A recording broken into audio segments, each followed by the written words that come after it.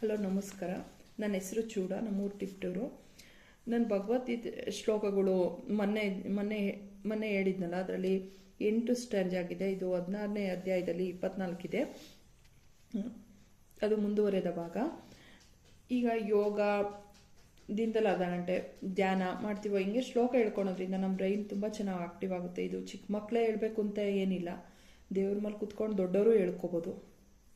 ಅಂದರೆ pronunciation starting ಸ್ವಲ್ಪ ಕಷ್ಟ ಆಗುತ್ತೆ, ಹೇಳ್ತಾ ಹೇಳ್ತಾ ಅಭ್ಯಾಸ ಆದಾಗ ಸರಿ ಹೋಗುತ್ತೆ. ಇವಾಗ 9ನೇ ಸ್ಟ್ಯಾಂಜದು.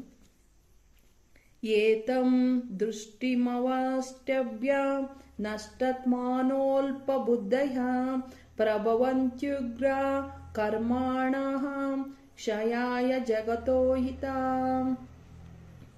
10ನೇ ಸ್ಟ್ಯಾಂಜ. ಕಾಮಮಾಶ್ರಿತ್ಯ ದುಷ್ಪುರಂ ದಂಭಮಾನಂ ಮದಾನ್ವಿತಃ ಮೋಹಾದ್ಗ್ರೋ ಇತ್ವಾ ಸದ್ಗ್ರಹಾನ್ ಪ್ರವಂತಂತೆ ಶುಚಿರತಃ. 11ನೇ ಸ್ಟ್ಯಾಂಜ.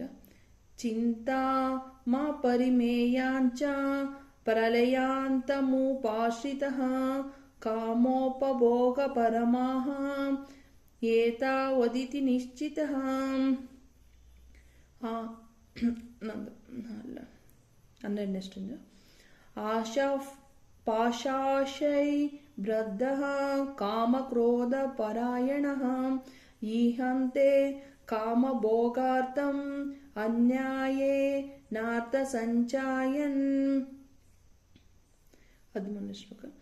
ಇದಮದ್ಯ ಮಯ ಲಬ್ಧಂ ಹಿಮಂ ಪ್ರಾಪ್ತೆ ಮನೋರಥಂ ಇದಮಸ್ತಿ ದಾಮಪಿ ಮೇ ಭವಿಷ್ಯತಿ ಪುನರ್ಧನಂ. ಧನ್ಯವಾದಗಳು. ಪ್ರೊನೌನ್ಸಿಯೇಷನ್ನು ತುಂಬ ಕಷ್ಟನೇ ಆಗುತ್ತೆ, ಪ್ರಾಕ್ಟೀಸ್ ಮಾಡ್ತಾ ಮಾಡ್ತಾ ಬರುತ್ತೆ. ಧನ್ಯವಾದಗಳು.